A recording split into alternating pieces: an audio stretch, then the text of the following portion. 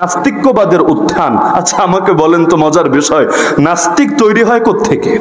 কওমি মাদ্রাসা থেকে, আলিয়া মাদ্রাসা থেকে, তাবলীগ জামাত থেকে, পীর সাহেবদের খানকা থেকে, অথবা গ্রামের অশিক্ষিত মূর্খ সূর্খ মানুষদের থেকে?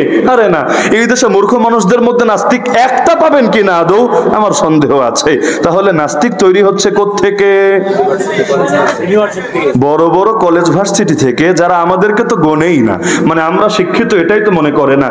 এই যে আমরা যে শিক্ষিত, এই শিক্ষিত এই স্বীকৃতি পাওয়ার জন্য স্বাধীনতার পর 47 থেকে 48 বছর আমাদেরকে অপেক্ষা করতে হয়েছে। এমনকি আমার মতো মৌলবী যারা মানে স্বীকৃতির মূলা পাওয়ার আগেই যারা পড়ালেখা শেষ করেছে, আমরা কিন্তু এখনো স্বীকৃতির আওতায় নাই, এর বাইরে আছি। যেমন একটা ছোট ঘটনা শোনাই, অনেকে হয়তো মজা পাবেন। শাইখুল হাদিস আল্লামা আজিজুল হক রহমতুল্লাহ আলাইহি, নাম শোনেন নাই তো মনে হয়? বাংলার জমিনে শাইখুল হাদিস বললে সবাই যাকে এক নামে চেনে, মাওলানা মামুনুল হক সাহেব এবং মাহফুজুল হক সাহেবের সম্মানিত পিতা। আল্লাহ তাআলা হুজুরের কবরকে নূরে রূহান্বিত করে দিন। তার কাছে সরকারি কর্মকর্তা আসলে একটা ফর্ম পূরণ করবে বলে, তো এত বড় হুজুরকে কি বলা যায় নাকি হুজুর ফর্মটা পূরণ করে দেন? তো এসে বলছে হুজুর আপনি বলেন, আমি লিখে নিচ্ছি। তো যেই যেই ধারাগুলো আছে আমি জিজ্ঞাসা করছি, আপনি যা বলবেন আমি হুবহু লিখে দিচ্ছি। আচ্ছা নাম কি? হ্যাঁ এটা। বাপের নাম কি? এটা। মায়ের নাম কি? এটা। বর্তমান ঠিকানা? হ্যাঁ এটা। স্থায়ী ঠিকানা? এটা। জন্ম তারিখ? এটা। সব মোটামুটি লেখা হলো। ফর্মের মধ্যে আপনারা জানেন একটা ঘর আছে শিক্ষাগত যোগ্যতা, জানেন না মনে হয়? থাকে না ফর্মে? এখন জিজ্ঞাসা করলো হুজুর এখানে কি লিখবো? বললো লেখ দাওরায়ে হাদিস পাস, মানে মাওলানা। বলে হুজুর এটা তো আমাদের অপশনের মধ্যে নাই, আমাদের degree pass, SSC pass, HSC pass, Kamil pass, Fazil pass, Alim pass ইত্যাদি ইত্যাদি ইত্যাদি আছে, কিন্তু আমাদের ইসের মধ্যে Mishkat pass, Dawra pass, Kafiya pass, সরে বেকায়া পাস এগুলো তো আমাদের এখানে নাই। তো যেটা নাই এটা তো লেখা যাবে না, তাহলে কি লিখবো? ডিগ্রি পাস লিখে দিব, টাইটেল পাস লিখে দিব, কামিল পাস লিখে দিব। হুজুর বলছেন এগুলো কেন লিখবা? দুটো তো দুই জিনিস, আলুরে তো পটল লেখা যায় না, পটলরে তো আলু লেখা যায় না, তাহলে যেটা যা তাকে তাই তো লিখতে হবে। তুমি লিখে দাও না দাওরা পাস, কি সমস্যা? বললো হুজুর আমি ঝামেলায় পড়বো, এটা তো অ্যাকসেপ্ট হবে না। তাহলে কি করণীয়? না হুজুর কিছু তো লিখতে হবে, কি লিখবো বলেন? এখন সমাধানও তো হচ্ছে না, কি লিখবে আসলে? হুজুর বললেন লেখ তাহলে মূর্খ, কারণ কোনো অপশনে যেহেতু পড়ি না, কি করার আছে, লেখ মূর্খ। হুজুর আমারে লজ্জা দিচ্ছেন, মূর্খ এটা যদি আমি লিখি বাংলাদেশের আলেমকুল শিরোমণিকে মানিজ্জত কিছু থাকে, তাহলে কি লিখবা বলো তুমি? শেষে চিন্তা ফিকির করে বের করলো, লিখে দিল স্বশিক্ষিত। স্বশিক্ষিত বুঝছেননি মানে কি? একাডেমিক কোনো ব্যাকগ্রাউন্ড নাই, কোনো সার্টিফিকেট নাই, কোনো ডিগ্রি নাই, বরঞ্চ একা একা পড়ে পড়ে শিক্ষিত। কারণ এমন এক শিক্ষায় শিক্ষিত যেই শিক্ষার স্বীকৃতি তাদের কাছে নাই। স্বীকৃতি না থাকলে ফর্ম পূরণ করবে কিভাবে? ঝামেলার বিষয় তো বটে। তো স্বীকৃতি প্রাপ্ত হলাম তো আমরা সেই কয়দিন আগে, এর আগ পর্যন্ত তো আমরা স্বীকৃতির আওতার বাইরে। তো আমরা যে শিক্ষিত এইটাই তো মানে না। যেই সমস্ত লোকেরা টিটকারি মারে আমাদেরকে নিয়ে যে কওমি মাদ্রাসা মানেই লিল্লা খায়, কওমি মাদ্রাসা মানেই এতিম, কওমি মাদ্রাসা মানেই ফকির, কওমি মাদ্রাসা মানেই অসহায়, বলে নাকি বলে না? দুদিন পর পর টিটকারি, যদিও কথা দুই অংশই ভুল। এক নম্বরে কওমিতে পড়লেই এতিম মিসকিন আর লিল্লা খায়, এই কথা তোরে কে বলেছে রে পাগলা? যেমন আমি তো আমার জীবনে কোনোদিন আলিয়া মাদ্রাসায়ও পড়ি নাই, স্কুলেও পড়ি নাই, কলেজেও পড়ি নাই, পড়ার জন্য স্কুল কলেজের বারান্দায়ও যাই নাই। আমার ফার্স্ট টু লাস্ট পড়াশোনা কওমি মাদ্রাসায়। কিন্তু আল্লাহর কসম করে বলতে পারবো একটা লিল্লার পয়সাও তো আমার রক্তে মিশ্রিত হয়নি। শুরু থেকে শেষ পুরোটা পয়সা দিয়ে পড়েছি, আল্লাহ আমাকে সামর্থ্য দিয়েছেন, পড়েছি আলহামদুলিল্লাহ। আচ্ছা যে মনে করেন জাকাত ফিতরা খেলো, সে যেহেতু হকদার হয়, তাহলে হকদার জাকাত ফিতরা খাবে নাকি তোর বাপে খাবে? নাকি জাকাত ফিতরার টাকাও মেরে দিতে ইচ্ছা জাগে যে এখন যারা হকদার তারা খাবে না? কেন? সে যদি ফকির হয়, সে যদি মিসকিন হয়, সে যদি এতিম হয়, সে যদি ইবনে সাবিল হয়, সে যদি অসহায় হয়, সে যদি কোরআনে বর্ণিত 8 খাতের কোন এক খাত হয়, অবশ্যই খাবে, গর্বের সাথে খাবে, কারণ সে আল্লাহর মেহমান হয়ে খাচ্ছে, তার বাপেরটা খাচ্ছে না। জাকাত দেওয়া মানে বুঝেন? জাকাত দেওয়ার মানে করুণা করা না, জাকাত দেওয়ার মানে ভিক্ষা দেওয়া না, জাকাত দেওয়ার মানে আল্লাহর মাল প্রথমে আল্লাহকে দেওয়া। কাকে দেওয়া? ওয়াতুহুম মিন মালিল্লাহিল্লাযী আতাকুম, আল্লাহর মাল প্রথমে দিবা আল্লাহকে। আল্লাহ এটা আগে অনেক সময় কিভাবে নিতেন, যেমন হাবিল কাবিলের কোরবানির ঘটনা জানেন, আসমান থেকে আগুন এসে পুড়িয়ে ভস্ম করে দিত। আল্লাহ চাইলে এখনো সেটা করতে পারতেন। যেমন আমার নবী বলেন উহিল্লাত লিয়াল গানাইম ওয়া লাম তাহিল্লা লিআহাদিন ক্বাবলি, আমার জন্য গনিমত হালাল করা হয়েছে, আমার পূর্বে কোন নবীর জন্য গনিমত হালাল করা হয় নাই, তাহলে কি হতো? এক এক সময় এক একটা হতো। মনে করেন আসমান থেকে আগুন এসে পুড়িয়ে ফেলে দিল, তা আল্লাহ চাইলে এটাও করতে পারতেন যে কোরবানি যা দিবা, অথবা মানতের পশু যখন জবাই করবা, অথবা যাকাত দিবা, সদকা দিবা, ফিতরা দিবা, এগুলো আসমান থেকে আগুন এসে পুড়িয়ে নিয়ে যাবে। যদি এমন হতো, কারো কিছু বলার অধিকার ছিল? আল্লাহর কাজ আল্লাহ করবে, আমার এখানে কোনো সে থাকার কথা না। তো এখন আল্লাহই বললেন এই গরিবদের মেহমানদারি আমি করব, তবে আমি তোমাদের হাত দিয়ে করব যাতে করে তোমরাও দামি হতে পারো। রিজিক তো বান্দা দেয় না, রিজিক দেয় একজনই, ওমা মিন দাব্বাতিন ফিল আরদি ইল্লা আলাল্লাহি রিজকুহা। তো আমাকেও যিনি খাওয়ান, গরিবকেও তিনি খাওয়াবেন। যেমন সন্তান হত্যা করতে, ভ্রূণ হত্যা করতে আল্লাহ নিষেধ করেছেন, কেন? লা তাকতুলু আওলাদাকুম খাশিয়াতা ইমলাক, দারিদ্রের ভয়ে। কি খাওয়াবো? এই ভয়ে বাচ্চাকে হত্যা করো না। নাহনু নারযুকুহুম ওয়া ইয়্যাকুম, আমি আল্লাহ ওদেরকেও রিজিক দিব, তোমাদেরকেও রিজিক দিব। তোমাদেরকে এটা বললেন পরে, বাচ্চাদেরকে রিজিক দিব বললেন আগে। অথচ বাহ্যিকভাবে দেখা যাচ্ছে বাপ খাওয়াচ্ছে বাচ্চারে। আল্লাহর এই আয়াত থেকে ক্লিয়ার, বাপ খাওয়ায় না রে, খাওয়ায় কে? দুনিয়াতে যে আসে নিজের রিজিক নিয়ে আসে, কেউ কারোটা খায় না, খেতে পারে না। এমনকি আমার কপালে যতদিন একটা দানা বাকি আছে, মৃত্যুর ফেরেশতারও ক্ষমতা নাই এসে আমার জান কবজ করবে। আমারটা আমি খাবো, তারটা সে খাবে। তো গরিবরে কি আমরা খাওয়াই? রিজিক কি আমরা দেই? না, বরঞ্চ এটা আল্লাহ চাইলে নিজেই নিয়ে নিতে পারতেন। আবার আল্লাহ বললেন যে ঠিক আছে, আমি এদের মেহমানদারি করব, তবে বান্দা তোর হাতটাকে কাজে লাগাবো যাতে করে তোর হাত দামি হতে পারে। যেমন আবু জাহালকে ধ্বংস করেছেন কে? কি বিশ্বাস হয় না? ধ্বংস করেছেন কে? আল্লাহ। দুনিয়াতে যা হয় সব করেন কে? আল্লাহ। তাহলে আবু জাহালকে ধ্বংস করবেন আল্লাহ।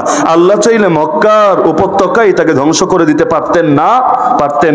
তাহলে এত পরে গিয়ে বদরের ময়দানে কেন ধ্বংস করলেন? কোরআন খুললে পেয়ে যাবেন, কাতিলুহুম ইউআযিবহুমুল্লাহু বিআইদিকুম, তোমরা লড়াই করবে ইসলামের দুশমনদের বিপক্ষে, আল্লাহ আযাব দিবেন ওদেরকে, তবে তোমাদের হাতে। আল্লাহ আগে দিতেন কখনো জিবরিলের হাতে, কখনো মিকাইলের হাতে। যেমন কওমে লুতকে ধ্বংস করলো কে? হুদ জাতিকে ধ্বংস করলো কে? সামুদ জাতিকে ধ্বংস করলো কে? আল্লাহ ফেরেশতা পাঠিয়ে ধ্বংস করেছেন। আল্লাহ চাইলে মক্কায় এই সমস্ত জালেমদেরকে ফেরেশতা দিয়ে ধ্বংস করতে পারতেন না? পারতেন। তাহলে নবীর হাতে, সাহাবীদের হাতে কেন ধ্বংস করলেন? আল্লাহ বললেন তোমাদের হাতগুলোকে দামি বানাবো বলে। এই হাতগুলোকে দামি বানানোর জন্য এই ওসিলা আল্লাহ বানিয়ে দিলেন। যেমন আমার বাপরে তো আল্লাহই খাওয়ায়, কিন্তু সে যদি বৃদ্ধ হয় আমি তার খেদমত করি, খাওয়ায় তো আল্লাহই, মাঝখান দিয়ে আমি যাই দামি হয়ে। আরে সন্তানরেও তো আল্লাহই খাওয়ায়, কিন্তু এই যে বাবা যে পরিশ্রম করছে, সন্তানের পেছনে পরিশ্রমের কারণে প্রতিটা পয়সা সে দেখছে নষ্ট করছি, অথচ আমল নামায় লেখা হচ্ছে সদকার সওয়াব হিসাবে। লস নাই, কোনো কিছুতে কোনো লস নাই। তাহলে করেন তো সব আল্লাহ, কিন্তু আল্লাহ একটু দেখতে চান, একটু যাচাই করতে চান, একটু দামি বানাতে চান। তো এই নাস্তিক্যবাদী আগ্রাসন এসে, আর নাস্তিক তৈরি হয় কোত্থেকে? বড় বড় কলেজ, ভার্সিটি, সবকিছু এখান থেকে। শরীফ শরীফা তৈরি হয় কোত্থেকে? রংধনু সৈনিক তৈরি হয় কোত্থেকে? তারপরে বান্দরের নাতিপুতি, আন্ডা বাচ্চা। আপনারা কেউ 1 কোটি টাকা দিলেও তো মানবেন না আপনি বান্দরের বাচ্চা। উপরন্ত যদি কেউ গালি দেয়, বড় বান্দরের পুত, মেজাজটা যাবে না গরম হয়ে? কি বললি, আমারে দেখতে কি বান্দরের মতো লাগে? একেবারে আপনার টেম্পারেচার হট হয়ে যাবে। তাহলে এই যে বান্দরের বাচ্চা বলেন, ডারউইনের বাচ্চা বলেন, এই যে রংধনু বলেন, শরীফ শরীফা বলেন, সমকামী বলেন, সবকিছুই তো তৈরি হচ্ছে সেখান থেকে। মানে কি, এগুলো হলো পশ্চিমাদের হটস্পট। ওরা আদর্শটা এই দেশে সরিয়ে দেওয়ার জন্য আমাদের মধ্যে ওয়াইফাই সৃষ্টিগতভাবে দেওয়া আছে, মানে আমরা অন্যের থেকে কানেকশন নেই, মানুষ মানুষকে দেখে প্রভাবিত হয়, এটা আমাদের নেচারের মধ্যে আল্লাহ দিয়ে দিয়েছেন। আর হটস্পট বানিয়ে দিয়েছে ওদেরকে, যেখান থেকে ফ্রি ফ্রি মাগনা মাগনা ওই আদর্শগুলো প্রচার হতে থাকে। ফলাফল পুরো জাতিটাকেই পঙ্গু বানাচ্ছে এই সমস্ত তথাকথিত শিক্ষিতদেরকে দিয়ে। এই যে নাস্তিক্যবাদী আগ্রাসন বাংলার জমিনে বড় কঠিন এক ফিতনার রূপ ধারণ করেছিল। ওই যে বলেছিলাম শহীদের রক্ত বৃথা যায় না। 13 সালে আমি কথাটা যদি এখানে বলা উচিত কিনা জানি না, কারণ এই এলাকায় আমি আসি নাই, এখানকার মানুষের মন মানসিকতা সম্পর্কেও জানি না। আর কোন এলাকায় আসলে আমি দ্বিতীয়বার আসার নিয়ত রাখি না। মানে মনে মনে রাখি না, যদি আশা লাগে ভিন্ন কথা জোর করে, কিন্তু আমার মাথায় ওটা থাকে না কি বলিলে পরের বছর দাওয়াত মিলিবে, আর কি বলিলে এখানে রিস্কে পড়া লাগিতে পারে, এই সমস্ত টেনশন বা ফিকির কোনো কিছুই থাকে না। এজন্য কথা যেহেতু আসলো বলেই দিই, যদি অনেকে অন্য দলের থাকতে পারেন, চেতনায় লাগতে পারে। 2013 সাল বাহ্যিকভাবে সবাই বলে ব্যর্থতার বছর, পরাজয়ের বছর, লাঞ্ছনার বছর, বঞ্চনার বছর। তবে আমার একটা হিসাব নিকাশ আছে, আপনি একমত হতে পারেন, দ্বিমত হতে পারেন, আমি ভিন্ন মতকে শ্রদ্ধা জানাই। 2013 সালে রাজনৈতিকভাবে আমরা হেরেছি, এটা সত্য, তবে সাংস্কৃতিকভাবে আমরা জিতেছি, এটা তার চাইতে বেশি সত্য। সাংস্কৃতিক অঙ্গনটাকে এক পাশে রাখেন, রাজনৈতিক অঙ্গনকে আরেক পাশে রাখেন। যদিও রাজনীতি শেল্টার দেয় সংস্কৃতিকে, সেটা ভিন্ন আলাপ, কিন্তু নাস্তিকরা যেভাবে ডানা মেলে উঠতে শুরু করেছিল বাংলার জমিনে বসে, যেই মাটির পরতে পরতে ইসলাম মিশে আছে, যেই দেশের মানুষরা এখনো আলেম ওলামাকে জান প্রাণ দিয়ে ভালোবাসে, ক্ষেতের প্রথম ফসল, আরে হাঁসের প্রথম ডিম ইত্যাদি সবকিছু কোন এক হুজুরের কাছে দিতে পারলে নিজের জীবনকে কামিয়াব মনে করে। সন্তান হলে কোন হুজুরের কাছে নিয়ে যায়, একটু তাহনিক করিয়ে দেন, খেজুর চিবিয়ে একটু লালাটা দিয়ে দোয়া করে দেন। এমনকি প্রতিটা ক্ষেত্রেই যারা হুজুরদের মহব্বত পাওয়াকে নিজেদের জীবনের একটা সার্থকতা মনে করে, ওই দেশে প্রকাশ্যে বসে একদল মানুষ আল্লাহর নবীকে নিয়ে বেয়াদবি শুরু করে দিয়েছিল, নাস্তিক্যবাদেরকে আগ্রাসন প্রকাশ্যে শুরু হয়ে গিয়েছিল।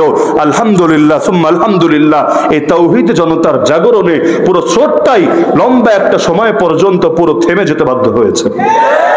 আমি বলবো না 100% নির্মূল হয়েছে, এটা হবে না, কারণ মূল ঠিক না হলে, সেই ইসলামী খেলাফা ব্যবস্থা কায়েম না হলে সকল রোগের মহৌষধ পাওয়া যাবে না। তবে অনেকাংশে বাধাগ্রস্ত হয়েছে, যেটা আজও পর্যন্ত ওরা পুরোপুরি যে ক্ষতিপূরণ করতে পারে নাই। 2013 আগে শাহবাগী শব্দটা ছিল একটা বুলি, গালি না, একটা কি বুলি। দেখেন না কোন কোন হুজুর মানুষও গিয়ে বলতো আমরাও শাহবাগের সহযোগী, কি জানি এক গর্বের বিষয়। মানে নয়া এক মুক্তিযুদ্ধ, সেই ফ্রন্টের তারা বড় বড় মুক্তিযোদ্ধা। আল্লাহ তাআলা কেমনে ঘুরিয়ে দিলেন চিত্রটা। এখন কাউরে বইলা দেখেন না এই শাহবাগী রে, দেখবেন সঙ্গে সঙ্গে তেলে বেগুনে জ্বলে উঠেছে, কারণ শাহবাগী শব্দ এখন নিকৃষ্ট গালিতে পরিণত হয়েছে। এমন কই সময় যারা শাহবাগে প্রত্যক্ষভাবে শরীক ছিল, তাদের একাধিক জনকে আমি আজও চিনি, ভালো করে জানি, তাদের পুরো জীবনের গতিপথই চেঞ্জ হয়েছে। এখন তারা হকের সৈনিক হয়ে গিয়েছে এক একজন। তাহলে 2013 পরাজয়ের বছর ছিল না, কারণ শহীদের রক্ত কখনো আল্লাহ বৃথা যেতে দেয় না। না হলে বাহ্যিক চোখে দেখলে কারবালারও পরাজয় মনে হবে, এগুলোকে পরাজয় বলে না। হ্যাঁ, ইয়ে শামে জিন্দেগি সুবহে দাওয়ামে জিন্দেগি, ওই মৃত্যু যেমন এক জীবনের সমাপ্তি আর এক জীবনের সূচনা, একইভাবে সাংস্কৃতিক ভাবে আলহামদুলিল্লাহ আমরা ব্যর্থ না। এই যে দেখেন, গত অনেক বছর ধরে এই দেশে প্রকাশ্যে মিডিয়াগুলোকে কাজে লাগিয়ে ইসলাম ফোবিয়া ছড়ানো হচ্ছে নাকি হচ্ছে না? বাংলাদেশের মতো জায়গায় ইসলামের বিরুদ্ধে প্রোপাগান্ডা ছড়ানো হচ্ছে, মুসলমানদেরকে পচানো হচ্ছে। এই অনলাইনকে, এই মিডিয়ায়, স্যাটেলাইট গুলোকে কাজে লাগিয়ে কতভাবে ইসলামের ইমেজকে বরবাদ করতে চেয়েছে। কিন্তু আল্লাহর কি কুদরত দেখেন, আজকে বাংলার জমিনে যুবকরা অতীতের সবচাইতে বেশি আজকে জাগতে শুরু করেছে।